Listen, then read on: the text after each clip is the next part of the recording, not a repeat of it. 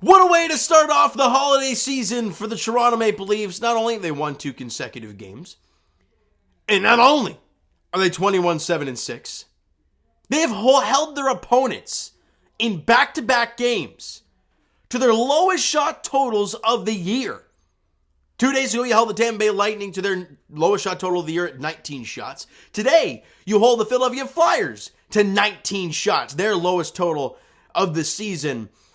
On next-gen night, afternoon, game, whatever you want to call it.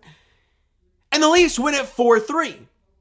So they go into the Christmas break or the holiday break, a couple wins in a row. You got a 21-7-6 record. You're doing a phenomenal job recently, right? You had a couple tough games there against the Rangers and against the Capitals, a couple Metro teams, but then you bounce back with a great game against Tampa and a great game against Philly. Really nice job with the 4-3 win today. Did it get a little sloppy near the end? Yeah, it did. But you know what?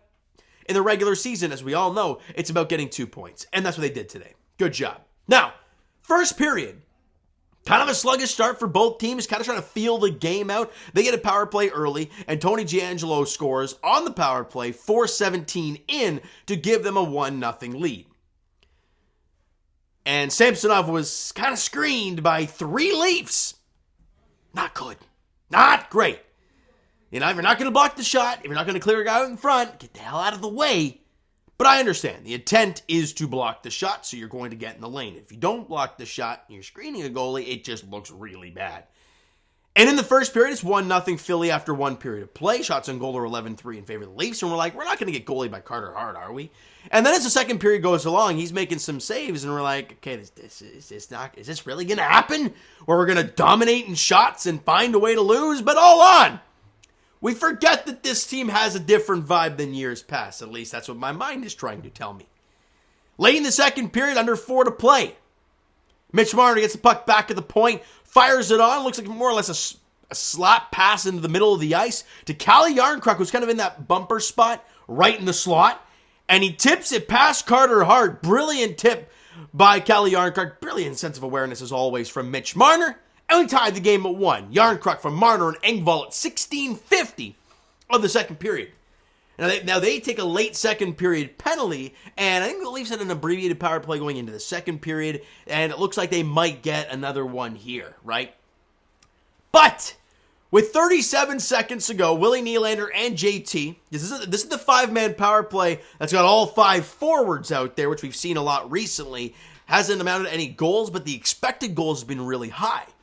So let's see how this plays out, right? I thought the first power play was pretty good. They had some great chances, lots of zone time. Second power play, getting lots of... Because that first goal, the Jarnkrok goal, was just as the power play expired. So in hindsight, you could say, sure, it was on the momentum of that power play. So you had 2 power play goals. If you really want to, be like that, if you're being technical, they only had the 1 power play goal. And it was Willie Nylander passing it behind the net as he's along the goal line as well to John Tavares on the other side. And Mitch Marner sees that pass.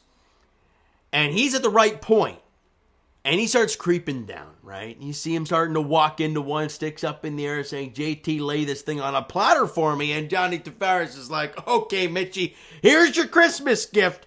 And he wires one past Carter Hart. Carter Hart got a good piece of it, but not enough as it trickles past him. And with 37 seconds to go in the second period, the Leafs got a 2-1 lead. And they go into the intermission up 2-1. Shots on goal are 15-5 Leafs in the in the second period. And 26-8. 26-8. No, yes. After 2 periods of play. Remarkable. Close this game out. Third period. This is a play that I loved. And it's very small, but I love what we saw. I believe it was Timothy Liljegren at the right point. I could be totally off about who it was. Fires around on the boards. And Nylander is in the trapezoidal area to the left. If you're looking at the net, the left of Carter Hart. And there's a guy near him, right? Kind of staying with him. And the puck comes around the boards, and Austin Matthews gets there, right? But there's a guy right behind him, and that guy that was on Nylander is going around the back of the net now to meet Austin Matthews. So you've got 2 guys there. And meanwhile, Nylander's kind of alone there in that spot. Still. So Matthews obviously knows this. So instead of trying to pick up the puck and make a play, it's a subtle little tip of the puck that goes past the defender coming around the net. So now there's two guys below the red line. Nylander's got the puck, and right as that tip happens from Austin Matthews, he comes back out in front of the net. Nylander hits him with that pass, and Carter Hart's like, okay, here comes the shot. Oh, wait, there's another guy on the ice, and it's Michael Bunting, standing, 5 feet away from Austin Matthews, but no one knows he's there because everyone's so glued to Austin in the slot. So Austin's like, hey, here you go, Bunts. And meanwhile, Carter Hart's down and out. Bunting buries it into the empty cage. And the Leafs got a 3-1 lead. I thought that was subtly a really nice goal. Not trying to do too much. Finding your open spots. And turning down a good chance like Matthews did. For the great chance and the golden chance for Michael Bunting. Really nice. Really, really nice play from those three guys on the ice today in that sequence. And that was only 33 seconds into the third period. And you get a 3-1 lead now. Bunting from Nylander and Matthews at 33 seconds of the second period. By the way, the Marner goal was JT and Nylander. I think I already said the Yarncroc one was Marner and Engvall. And the Leafs weren't done, though. You know, Justin Hall has the puck back at the point. And Gio is down along the goal line. So Hall passes it down to him. And Nylander is coming across the ice, right? From the right side, right through the, I wouldn't say right through the crease, but right through the slot. And Gio tries to get that through to him. It might have hit the defender sliding across briefly to slow it down. But if you're Carter Hart, you think that's going cross seam because it was a hard pass. So he slides almost all the way across, realizes, oh crap, Nylander's coming right through the slot. And he has it on his backhand, can't get over fast enough. Nylander buries with the backhand, and the Leafs got a 4-1 lead, 11:39 into the third period. Hall and Gio grab assists on that goal, and you're feeling great. You're killing them in shots. You've scored 4 unanswered goals. You're feeling phenomenal. Everything's gravy, right? But hold on a minute, you know, we saw in the Tampa game, they played a great first 2 periods, and they started the third a little sluggish. They found their legs as the game went along in that third period. It was a really nice job closing that game out and not caving in.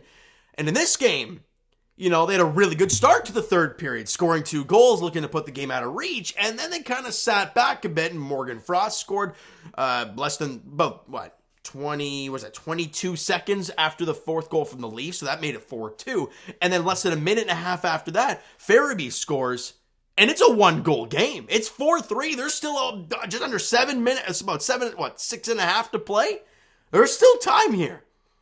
And let's talk about Farabee, because he had an opportunity late in this game to tie it up. He's got a wide open cage to fire it at, but Austin Matthews' stick comes across. And he, literally, it was a hard pass cross seam to Farabee. Gets it on a second, right as he's about to shoot it. Matthews' stick comes across and hits, I don't know if it was his stick, the lower half of his stick, but it just knocked him off just enough that he shot it wide. And that's the tying goal there, and that would have sent Leaf fans for a frenzy because that would have been a 4-1 lead blown, and everyone's going to have a twitching session because we all know what 4-1 leads feel like in a Leafs uniform. But it didn't go in. And the Leafs do a great job holding the fort the rest of the way, and they hang on for 2 points. Does this game mean much in the grand scheme of things? No, it doesn't. Are people going to look back come April and May saying, man, it was that game against Philly where they didn't play well for the... No, who cares? No one's going to care.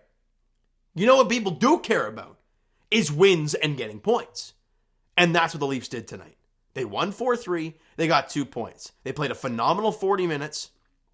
Well, you know what? They played a tough first 5 to 10 in the first. Really nice second half of the first. Really nice second. Really nice first half of the third. I'd say they made a really good 40 minutes. How about that? You know, the first 10 and the final 10 were a little but overall, I thought they played a phenomenal game. You know, Samsonov wasn't great, but the chances he got given, that one, obviously the first goal, can't blame him, can't see a damn thing. If you can't see it, how are you going to save it? And I think the Morgan Frost goal, got on a breakaway. You know, it was kind of a tough one there. You don't want to get on a breakaway. However, he was very deep in his net, but take it for what it is, right? I didn't think he was terrible, but the stats suggest 3 goals on 20 shots. Yeah, that's not very good. But they'll be back with Murray. Obviously, the break's on now, so they'll come back with Murray in their next contest on December 27th against St. Louis. Nylander and Marner, big nights for them. Mitch Marner continuing his incredible stretch on Next Gen, in the Next Gen games. I think he's played 9 of them, and he has 19 points. He's been phenomenal, had a goal and an assist today. And Willie Nylander, a 3-point night, a goal and 2 assists, and he has 39 points on the season, much over a point per game this year. And the great season for Willie as he hits goal number 20 on the year. It just continues. He's playing a different brand of hockey. He looks like he's bringing it every night, the energy. And I know people haven't talked about it much, and I'm going to continue to reiterate it. We heard in the offseason that he was dealing with migraines and headaches and all that stuff. I don't know if it was just last season or years past. And he changed to a different visor and whatnot. And we'll see what happens. We'll see if it's a difference. Well, he's having a career year. And he's bringing it effort-wise every given night. Is that a reason? I don't know. But it could help. It's definitely not a bad thing to not have a migraine or a headache during a game. By the way, shots on goal in the third period were 12-8 in favor of Philly. Obviously, the onslaught in the third period really helped that. But for the game, 34-19. The Leafs, they just played another great game. Just another one absolutely outstanding for them all game long. Power plays, they were 1 for 5, and the Leafs did a great job killing off a 2-man advantage. I think it was when they had a 3-1 lead. They had a 2-man advantage for like 30, 40 seconds, and Mitch Marner, David Kampf, guys like that doing a hell of a job on that, killing it off. Leafs were 1 for 4 on their power play. And if you want to be technical, or no, if you want to not be technical and say, well, a Yarncroc goal might have been a power play goal in my eyes, well, then you're 2 for 4 then. So take it for what it is. All right? Leaf fans, I want to thank you guys so much for a great, it's not first half of the season. We're getting close to the first half of the season, but it's a holiday break. Won't be talking to you guys for, 5 days or whatever? They play on the 27th against the St. Louis Blues in St. Louis at 8 o'clock. So I hope you guys have a great holidays. And with your family and all that stuff. Hopefully, if you're in the Toronto area and this weather system doesn't hit you hard, I mean, I'm hoping it doesn't here, but it probably will. Stay safe out there. Enjoy the holidays. And it's gonna be fun. Enjoy it. All right. So guys, that is gonna do it for this one. If you enjoyed the video and you enjoyed the W this afternoon, smack the like button. I appreciate that. That subscribe button. You guys not already, comment down below your thoughts on the video, thoughts on the game. What did you like? What did you not like from today's game for the Toronto Maple Leafs? The Twitter and Instagram links are down in the description. So follow up, send me a DM to like great stuff. The Instagram links, or I already said that. Twitter and Instagram is down below. The Discord link is down below. So follow up, send me a DM to like great stuff, guys. The whatchamacallit.